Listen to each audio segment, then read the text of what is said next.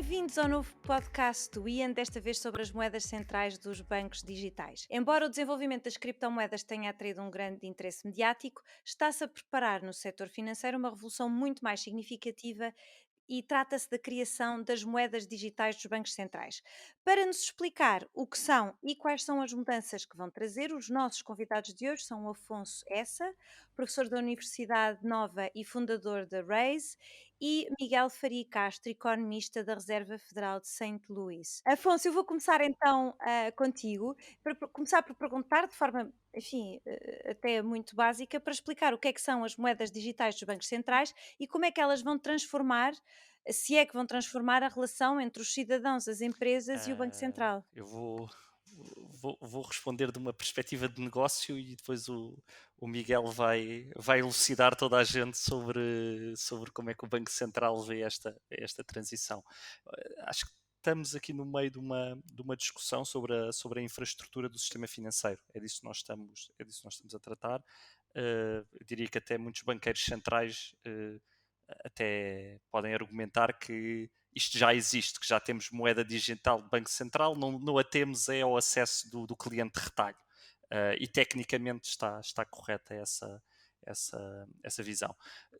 Mas o que estamos aqui a falar temos visto nos últimos anos um proliferar de criptoativos privados a aparecerem, coisas como Bitcoin, como Ethereum, como N outros ativos puramente digitais que têm testado outras tecnologias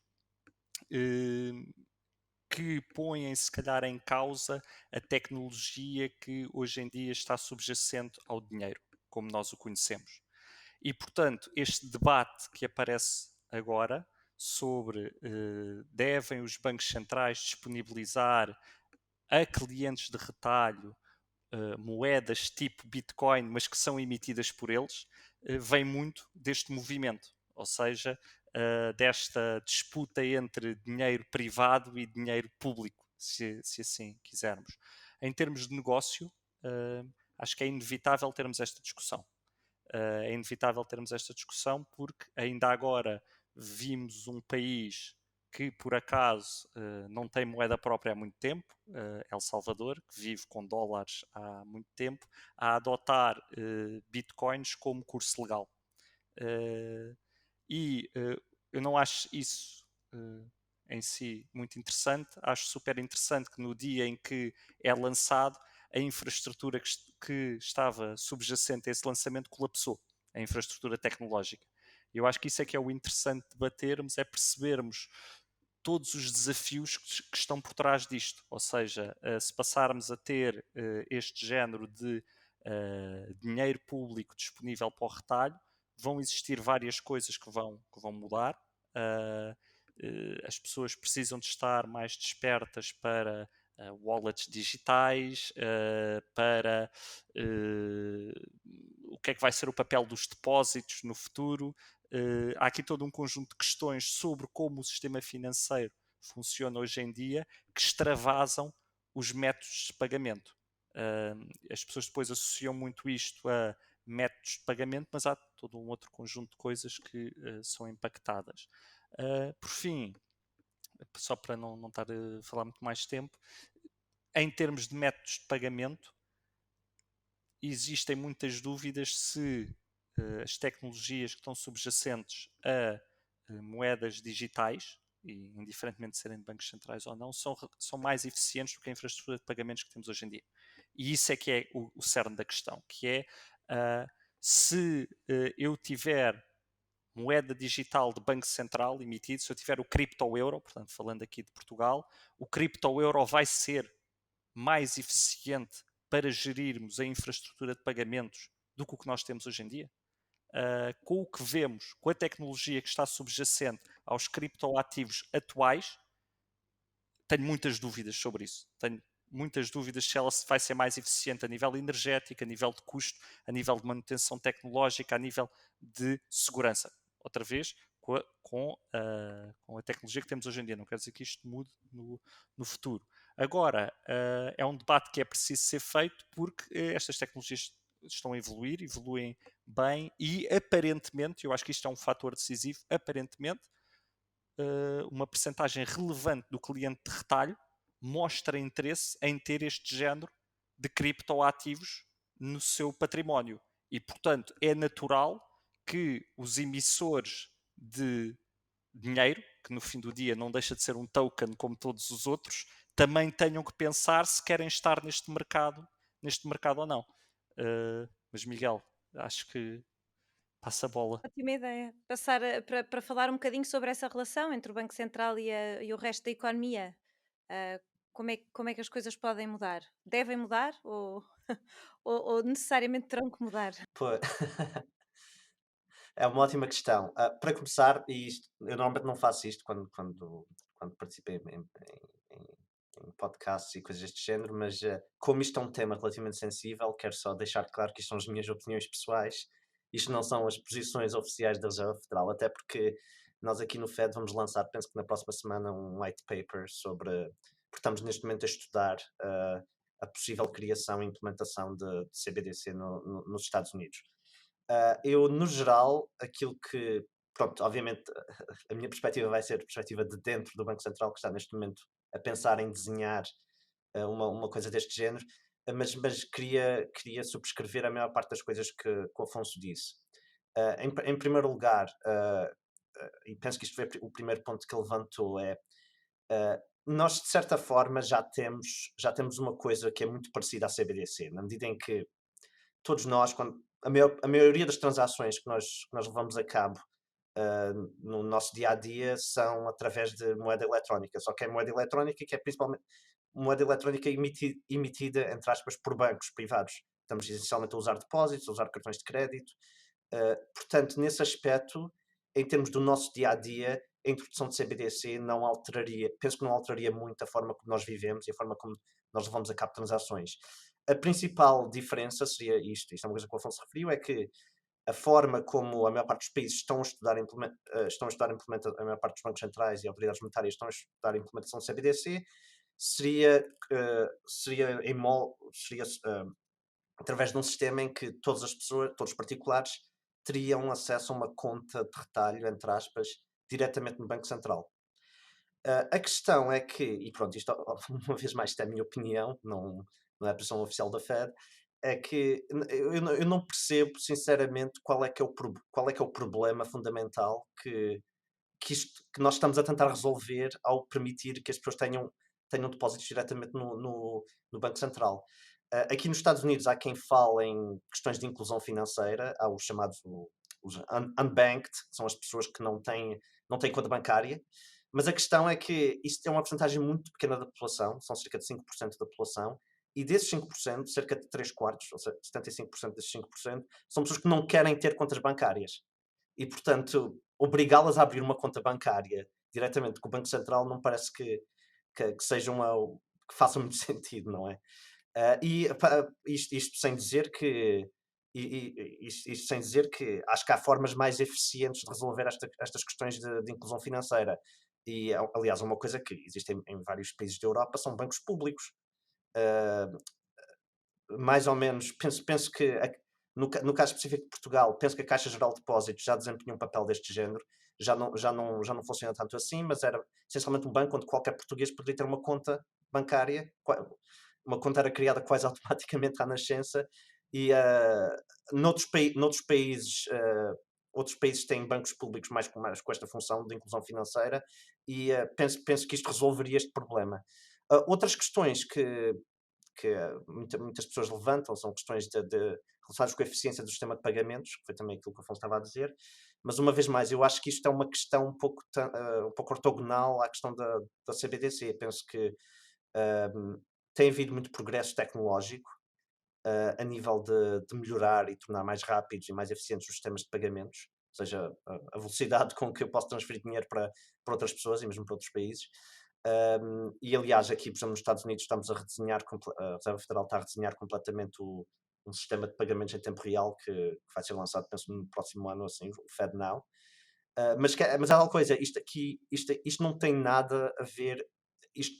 Podemos aumentar a eficiência do sistema de pagamentos, sem criar uma CBDC. Eu acho que são duas questões completamente independentes. Isto tudo, e também, finalmente, eu penso que mesmo que haja problemas a nível de eficiência do sistema de pagamentos, ah, isto é um problema que o setor privado pode tentar resolver por si. E, aliás, temos visto, aliás, o Afonso está neste mundo, está no meio deste mundo, temos visto a explosão das fintech nos últimos 10, 20 anos, aqui nos Estados Unidos, que tem revolucionado por completo a forma como as pessoas como as pessoas lidam com os serviços financeiros.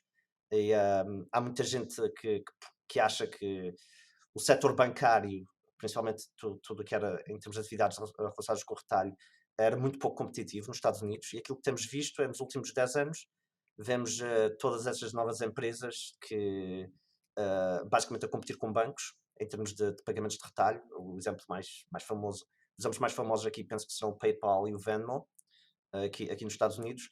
E, portanto, isto parece, esta questão do poder de mercado, pronto, a questão tecnológica e da eficiência do sistema de pagamentos é uma coisa que já estamos a trabalhar nisso. E depois há as questões do poder de mercado, dos bancos tradicionais, que penso que é uma coisa que o setor privado consegue tratar disso. Não percebo porque é que o Banco Central há de estar a intervir numa área que penso que não está diretamente relacionada com os mandatos que é suposto serem cumpridos. E deixa-me acrescentar aí um ponto que tu tocaste ao princípio, que é, se vais para um modelo de CBDC em que cada cliente de retalho tem uma conta no Banco Central, então o Banco Central passa a competir com a captação de depósitos dos bancos. E isso aí sim, Exatamente. não estás a resolver problema nenhum, estás a criar um muito novo que nunca ninguém pensou muito ainda sobre o assunto, não é? Que é, Exa tu podes criar bank runs instantâneos, que é as pessoas de repente passam todos os seus depósitos que têm, porque o depósito, estás a cristalizar depósitos mesmo como um passivo do banco, e ao mínimo rumor, etc., se as pessoas decidem passar todos os seus depósitos para CBDC, o banco de repente tem que ir ao Banco Central cobrir Exato. essa diferença, não é? Portanto, fica aí um problema novo de estabilidade financeira. Exato, pronto, isso aí seria algo que poderia acontecer na transição para a CBDC, mas mesmo que ignoremos a transição, outro problema é a desintermediação financeira que a CBDC ia gerar, porque nós neste momento, a forma como os sistemas bancários tradicionais funcionam, tanto nos Estados Unidos como na Europa, é nós, pessoas normais, metemos dinheiro no banco, temos depósitos lá, e os bancos usam esses depósitos, assim como outros empréstimos que eles pedem, para emprestar a empresas, famílias, etc. E aquilo que vamos assistir de facto, uma migração de depósitos em bancos tradicionais para o Banco Central, o que vai fazer com que os bancos tenham menos capacidade de intermediar crédito e de oferecer crédito a empresas. Isto aqui é uma discussão que eu tenho muito com colegas aqui, porque há algumas pessoas aqui no FED que acham que isto não é um problema muito importante, porque isto simplesmente seria pressão competitiva para os bancos. Que é isto obrigaria os bancos simplesmente a oferecer melhores taxas de juros em depósitos. E pronto, reduziria os lucros dos bancos. Se isto é bom ou mau, é uma questão complicada, porque não é claro se os bancos devem ter lucros controlados ou Mais ou não. menos, porque estás a assumir que aparece alguém para fazer estás a assumir que os holders de CBDC depois vão querer utilizar esse CBDC de algum lado para isso chegar à economia, não é? Porque Sim, sim, sim, sim, claro, sim. Não, não, aquilo que eu estou a assumir é que os bancos, para evitar que os depósitos migrem para a conta de retalho no Banco Central, seriam forçados a oferecer taxas de juros superiores, na medida em que, na prática, quase ninguém teria contas de CBDC. Portanto, ter Desculpa, CBDC se ou não era só não. uma pergunta, porque eu tinha essa pergunta precisamente sobre a desintermediação. Acho que é uma pergunta muito relevante e talvez enfim, na América é um bocadinho diferente, nos Estados Unidos especialmente é um bocadinho diferente, mas aqui na Europa e em Portugal especificamente há um grande desafio para os lucros dos bancos e em Portugal um enorme desafio para a situação dos bancos, que tem sido muito difícil depois da crise financeira. E, portanto, a questão da desintermediação eu acho que é muito relevante. E a pergunta que eu me ponho é: será que no fundo é uma pergunta até sobre utilidade. Se os bancos centrais, ao desenharem essas moedas, provavelmente terão em consideração que o objetivo primário não é propriamente fazer concorrência, acho eu, ao setor financeiro. O objetivo poderá ser eventualmente um mecanismo de transmissão monetária mais eficiente em caso de crise. Por exemplo, aqui na Europa, isso foi muito claro, e até nos Estados Unidos foi muito claro com a crise financeira, houve uma quebra no mecanismo de transmissão monetária. Uma coisa destas acontece de 100 em 100 anos, esperemos que até menos, mas quando acontece, teria dado jeito uma outra forma de transmitir, no fundo, o dinheiro do Banco Central à economia. E, portanto, se o objetivo do Banco Central é mais esse e menos fazer concorrência aos bancos, será que hum, a moeda central, como é que pode ser o desenho, não é?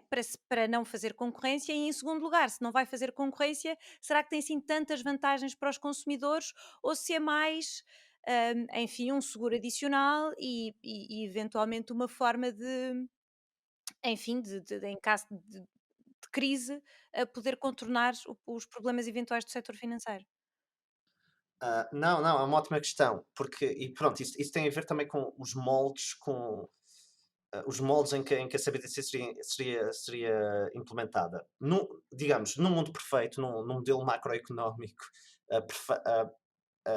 onde transmissão de política monetária é perfeita, a forma como nós normalmente pensamos em transmissão de política monetária, toda a gente tem uma conta diretamente no Banco Central e há uma taxa de juro sobre, sobre os capitais nessa conta, e o Banco Central, ajustando a taxa de juro, incentiva as pessoas a depositar mais dinheiro nessa conta ou retirar dinheiro dessa conta.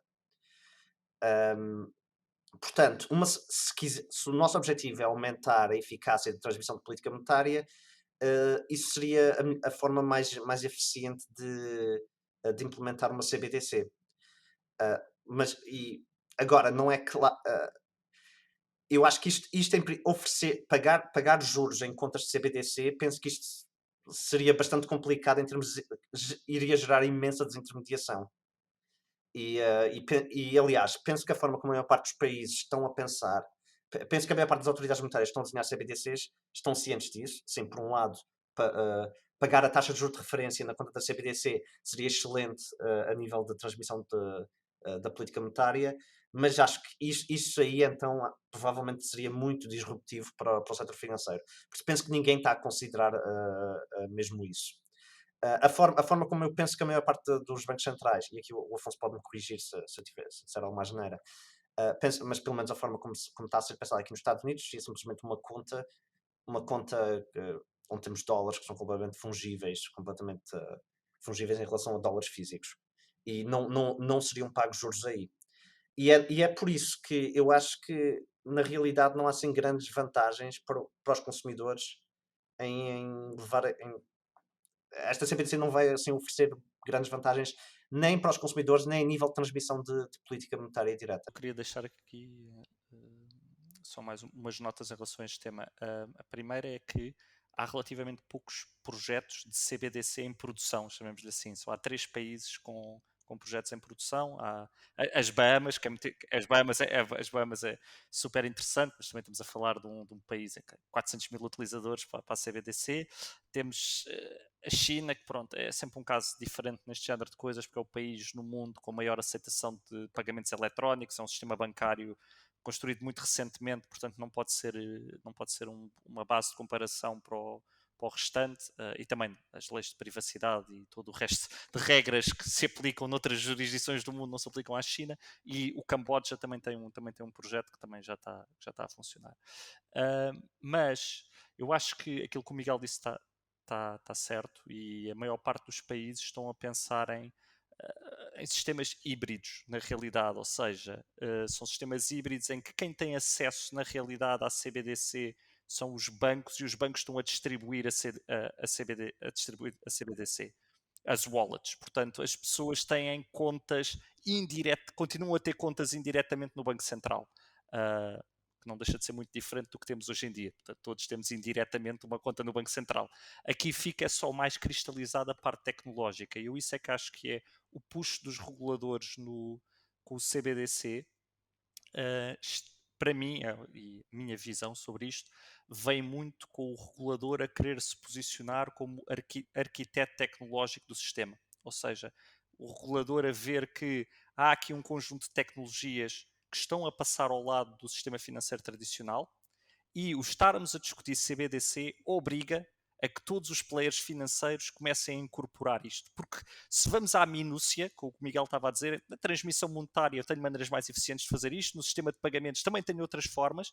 O que agrega todos estes pontos, na realidade, é eu, por decreto, entre aspas, ir forçar os agentes financeiros que estão ao abrigo de regulação a terem que ir olhar para a tecnologia que muitos agentes financeiros que estão off the system, estão a desenvolver e que estão a crescer e que aparentemente existe vontade dos utilizadores em experimentarem com estas tecnologias e, portanto, quase que lhes chamaria um abraço de urso a esta inovação financeira que está a acontecer fora do sistema regulado. Eu já agora aproveitava aqui só para pôr uma pergunta um bocadinho voltando para trás. E depois já voltando outra vez ao Afonso, que era sobre o facto de terem falado sobre a China, o Afonso aliás falou em alguns casos, não é? As Bahamas, o caso da China, e temos agora assim um bocado o caso particular do El Salvador, que é um bocadinho diferente, mas não deixa de ser interessante. Mas então a pergunta que eu acho que também é interessante é saber se moedas digitais dos bancos centrais não são úteis para países precisamente onde os setores financeiros são muito frágeis. E estou a pensar países em desenvolvimento, etc. Ah, Quem quiser responder, podem ser ambos. sim, não, era aliás, eu tinha aqui a nota já, porque eu ia falar exatamente disso. Eu acho que nós até agora, e pronto, obviamente, eu estou nos Estados Unidos, trabalho na Fed e penso principalmente na economia americana e na economia europeia também, porque são economias muito interligadas. Mas isso são economias maduras, avançadas, com sistemas de pagamentos já muito eficientes, com sistemas financeiros muito eficientes e profundos. Mas aquilo que eu ia dizer é precisamente, eu penso que se calhar aqueles que têm mais a ganhar deste tipo de coisas, como a CBDC, são países em desenvolvimento que não têm sistemas de pagamentos muito eficientes. Aliás, há os casos, há muitos economistas de desenvolvimento que estudam os casos já em África, já desde os anos 90, que usa-se muito moedas digitais na prática, a questão dos cartões de telemóveis, onde se pode carregar dinheiro e pode usar para pagamentos. Por várias razões, a adoção deste tipo de sistemas de pagamentos digitais foi enorme em vários países africanos. Muito antes, quando ainda estávamos a usar cheques na Europa e nos Estados Unidos, pessoas em países como o Quênia, etc., já andavam a pagar com cartões de telemóvel, com contas associadas a cartões de telemóvel. Portanto, sistemas de desenvolvimento que não têm sistemas financeiros muito desenvolvidos e muito avançados, que têm sistemas de pagamentos pouco eficientes, penso que têm, em princípio, muito a ganhar por estudar a implementação de uma CBDC. Mas aqui também quero deixar claro que isto também está relacionado com outra coisa, com uma das primeiras coisas que tanto eu como o Afonso dissemos, é a ineficiência base aqui é o mesmo sistema de pagamentos que não funciona nesses países. E a CBDC é uma forma de resolver isto, mas não é a única forma. Não é a única e talvez nem seja a forma mais eficiente de resolver. O que eles precisam mesmo é de redesenhar o sistema de pagamentos e garantir que é eficiente. Outra coisa muito rapidamente para finalizar penso que uma das principais fontes de pressão, tanto para os Estados Unidos como para a Europa, para estudar para estudar a adoção da CBDC, tem sido o facto da China estar já muito à frente neste aspecto. A China já há vários anos que anda a falar em tentar implementar uma CBDC e penso que é um bocado, eu chamo isto de FOMO, Fear of Missing Out, por parte das autoridades monetárias tanto na Europa como nos Estados Unidos, que acham, a China está a desenvolver esta tecnologia que é potencialmente um game changer, não sei o quê, e portanto temos que ir atrás e temos também que estudar. Mas para mim, e aqui nos Estados Unidos em particular, há muito receio político de que isto ponha em causa o estatuto do dólar como moeda de reserva internacional. Eu acho que estes medos são completamente infundados, porque eu não percebo que tipo de empresa ou de particular é que preferiria usar uma CBDC controlada pelo governo chinês do que usar. Não percebo qual é que é a vantagem aqui, mas há receios políticos. E que país é que queria ter a moeda de reserva do mundo, não é? Porque quem é que vai querer viver sempre com o current account deficit e com todas as coisas que vêm de seres a moeda Exato. de reserva do mundo, não é? Que não é para toda a gente. Mas, Exato.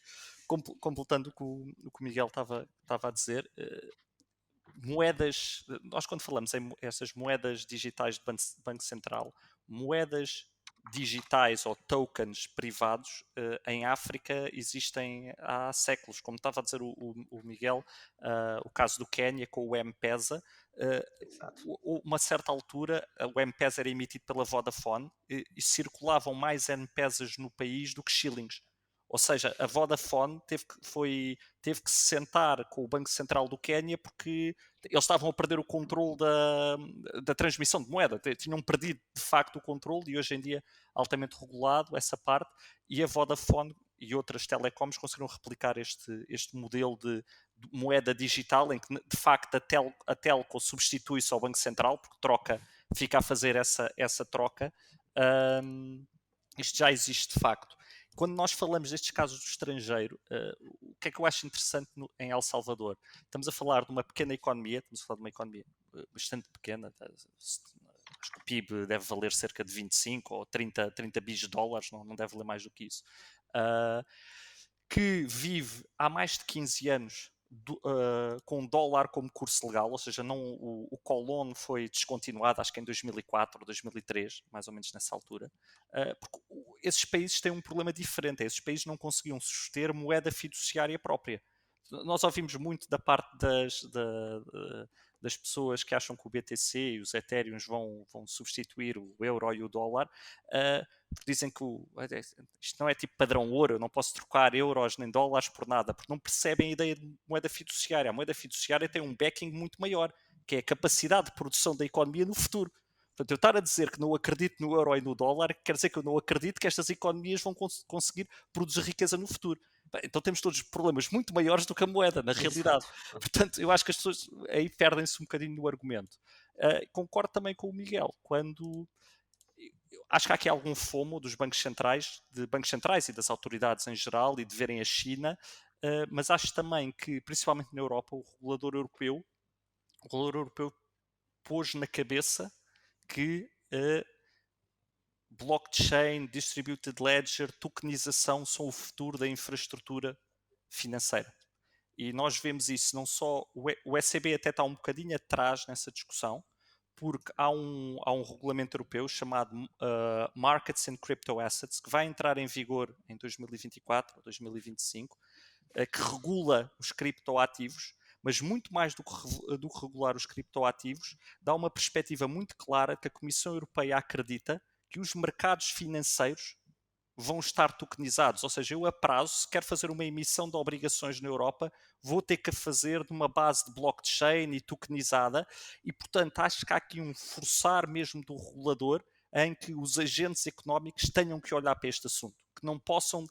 Eu não quero olhar para isso porque estou contente, nós somos uma economia grande, somos uma economia desenvolvida, os tipos da China, aquilo é diferente, eles fazem da maneira que quiserem. Então estamos a ver aqui maneiras do regulador forçar as pessoas, forçar os agentes de olhar para a inovação, e portanto nesse aspecto, Inês, voltando ao teu desafio, acho que vai ser muito interessante olharmos para El Salvador, não por Bitcoin ser curso legal, porque outra vez acho que isso é irrelevante, porque acredito muito mais na capacidade das economias desenvolvidas em continuarem a produzir riqueza do que no Bitcoin, mas pelos desafios tecnológicos e operacionais que daí vêm, de como é que isto dá, porque a funcionar, e eu até espero que a experiência tenha sucesso, então sim, vão existir vários países que vão poder replicar isto, mas não nos vamos esquecer de uma coisa.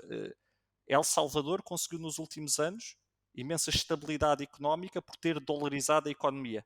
E pessoas tiveram acesso ao crédito e as taxas de juros baixaram, mas ao mesmo tempo a economia deixou de crescer. Porque a economia vive com uma moeda muito mais forte do que aquela que devia ter. E, portanto, é um trade-off, não é uma panaceia que se abre. E, concordo com o que o Miguel diz, é uma maneira cara depois de irmos resolver um problema de pagamentos. Estamos a pagar bastante caro no país para ter um sistema de pagamentos eficiente e, portanto, o problema que estamos a esconder à sombra da bananeira é aqueles países não conseguem ter moeda fiduciária própria porque não têm estabilidade suficiente para isso. E se calhar era para isso que as autoridades deviam estar a olhar, é como é que realmente conseguimos estabilizar o país e ter uma moeda fiduciária própria que permita que os agentes económicos nacionais e internacionais acreditem nas suas economias. Completamente de acordo com o Afonso, de que basicamente eu penso que a experiência de El Salvador é uma forma muito cara e indireta de reformar o sistema de pagamentos do país, que é aquilo que a economia realmente precisa. Eu ia só dizer aqui relativamente ao El Salvador que enfim, até por causa dos vossos comentários, que me parece que aliás o trade-off que é, porque tiveram que fazer um trade-off com a dolarização, não é? Como o Afonso explicou muito bem.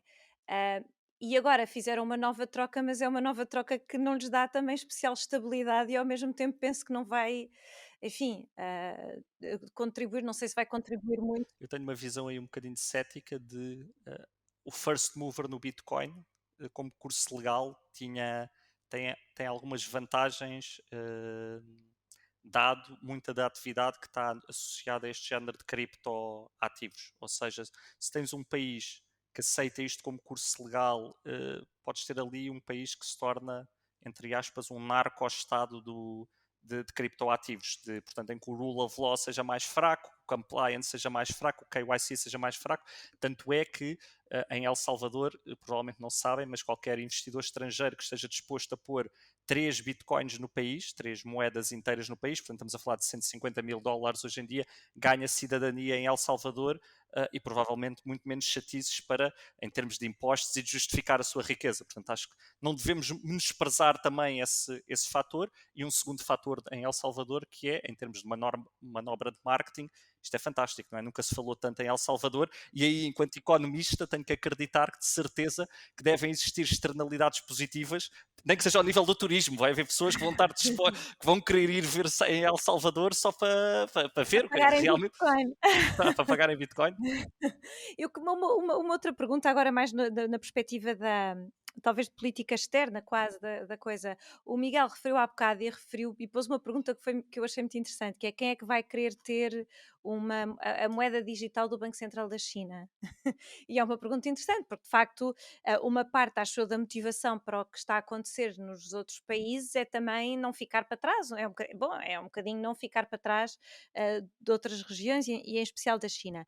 Mas eu percebo que existem dificuldades e que os investimentos na China podem ser complicados por uma série de razões e, sobretudo, pela questão do governance, do investimento de forma geral, que seria ainda mais, naturalmente, mais complicado quando se trata do Banco Central. Mas, por outro lado, também é verdade que o interesse nos ativos chineses tem sido sempre muito grande, até por causa das possibilidades de remuneração, e eu pergunto-me se, dependendo da remuneração, dependendo da vontade ou capacidade do governo chinês ter interesse em atrair estes tipos de investimento, se calhar interessa-lhe também, hum, no fundo, fazer isso numa perspectiva de influência global, que tem sido enfim, que tem usado através ah, enfim, que é uma política que tem seguido não só através do Belt and Road, mas em particular recentemente através do Belt and Road. Portanto, acham que isso pode ser um desafio para os outros Estados-membros, para os outros bancos centrais, ou é uma questão tão,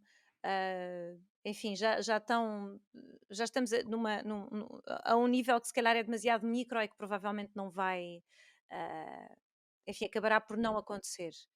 Portanto, não sei, para mim o the jury is out, porque acho que há vantagens para a China e desvantagens em atrair este tipo de investimento. E gostava de saber a vossa opinião.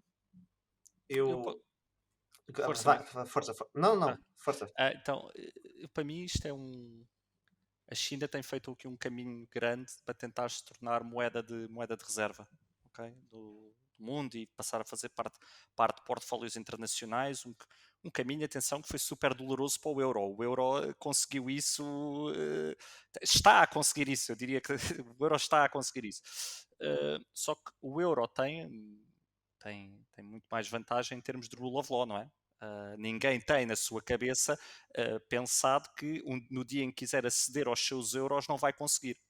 Eu acho que boa parte deste move para o yuan é tentar convencer as pessoas que a infraestrutura de pagamentos está mais robusta, que vai ser mais transparente, que está melhor accounted for, porque, sejamos francos, e o Miguel provavelmente tem acesso a mais depth sobre isto do que eu, mas acho que ninguém acredita nas estatísticas sobre o sistema financeiro e bancário chinês, não é? Tipo, de uma opacidade enorme e depois revêem, mudam e trocam, ninguém sabe muito bem a dimensão do que é que ali se passa. A maior parte dos bancos são públicos, portanto problemas de capital não existem, não é? Porque se é tudo público não há nenhum problema de capital e portanto acho que faz parte, sim, concordando contigo, Inês, acho que o problema não é nada micro, acho que faz parte de uma estratégia daquelas de longa vaga chinesa, de se a tecnologia é que achamos que é do futuro e isto é o caminho que queremos para a moeda, sim, claro que vamos começar a fazer isto.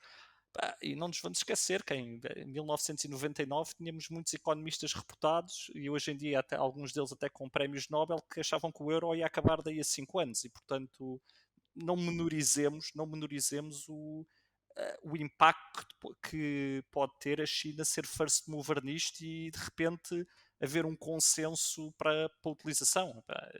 Eu lembro-me sempre, e digo isto várias vezes quando estou a falar destes tópicos, eu comecei a acompanhar o Bitcoin quando o Bitcoin valia $10 em 2012 e a dizer às pessoas que achavam que aquilo era um scam e não comprem. Portanto, pensem lá o que é que essas pessoas acham de mim hoje em dia, não é?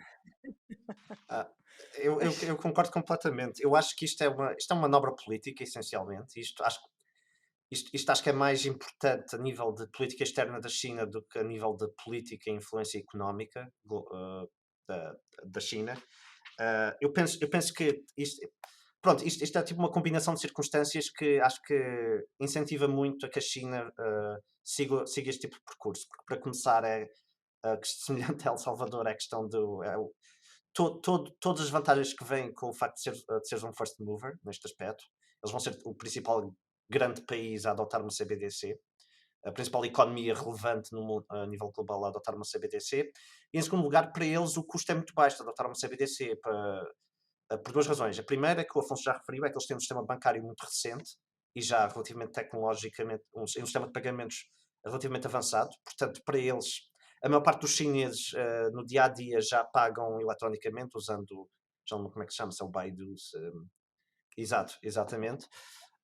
Já usam sistemas de pagamentos eletrónicos, portanto, a nível dia a dia nada vai mudar e eles não vão ter pushback do sistema financeiro, porque o sistema financeiro é completamente controlado pelo Estado, não é? O Estado faz o que quiser. O Banco Central Chinês faz o que quiser com o sistema financeiro, por isso não há grandes problemas a nível. A questão da desintermediação, etc., não é uma questão, não é uma discussão que eles vão ter.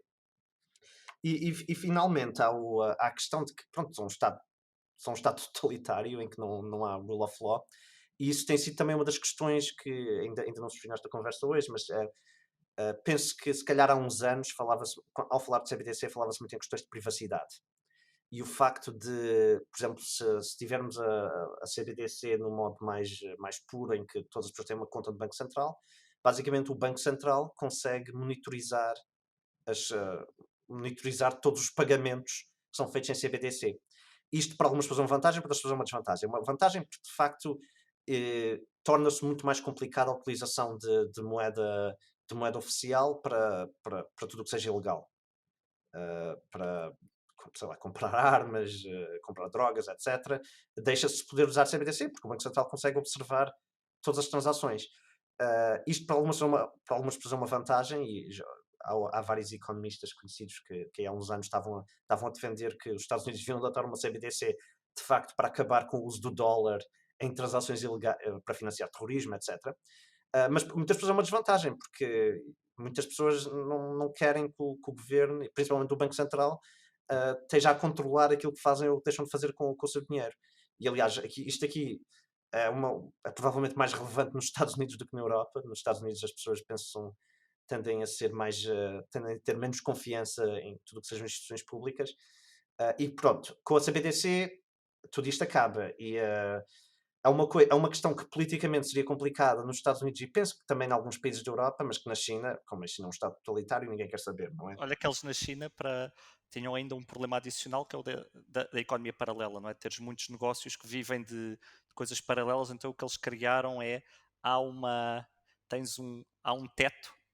Tipo, se gastares até X yuans de volume mensal, a tua conta pode estar anonimizada no Banco Central. Ou seja, eles não sabem, monitorizam as transações, mas dizem que não sabem de quem é que é. Para dar um bocadinho mais, obviamente que sabem, Pois, está bem. vão saber, mas pronto, tens aqui uns esquemas que podem tentar menorizar esse efeito.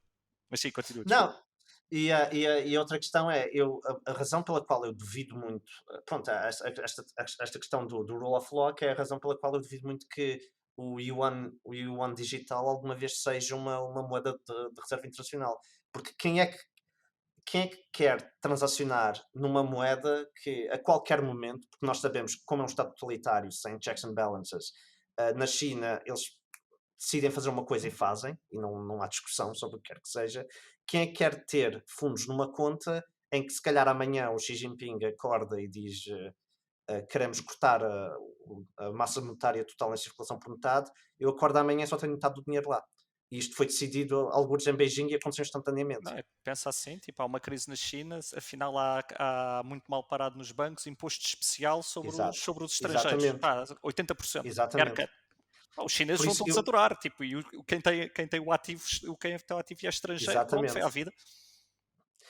Aliás, eu até acho estranho, porque eu vejo algum overlap entre as pessoas que gostam muito de Bitcoin e as pessoas que acham que a CBDC chinesa é uma ideia completamente fantástica.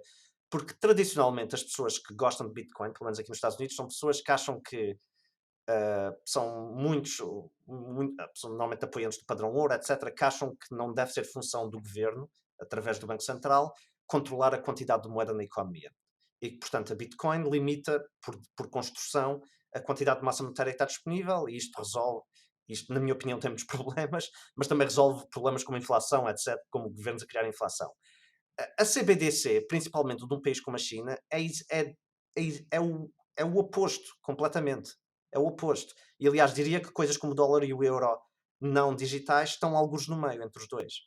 Por isso eu não compreendo como é que há tanta concordância entre apoiantes da CBDC chinesa e pessoas que gostam de Bitcoin. Porque aí o argumento comum é, eu acho que era o que estavas a dizer anteriormente, é malta que acha que o euro e dólar, enquanto moeda fiduciária, não funcionam, são um scam. Portanto, qualquer coisa que arranjes, só que a ideia é super incompleta e fácil de desconstruir, só que Pois, porque o yuan digital é ainda mais scam do é que bem isso, não mais é? scam do que isso, mas Exato. incompreensivelmente continuam. Pá, mas pronto, eu já dei para esse peditório e hoje em dia estou só à espera que o fenómeno desinfle na realidade.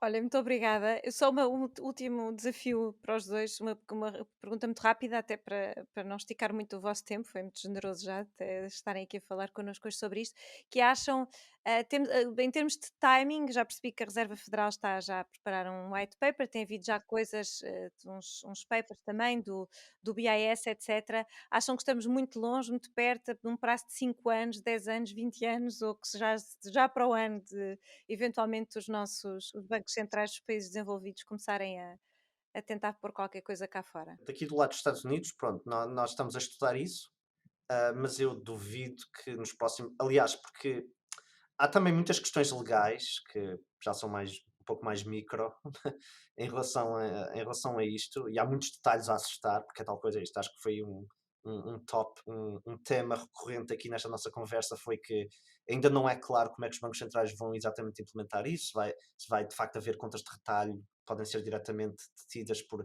particulares, ou se vai ser tudo feito através de intermediários, de wallets.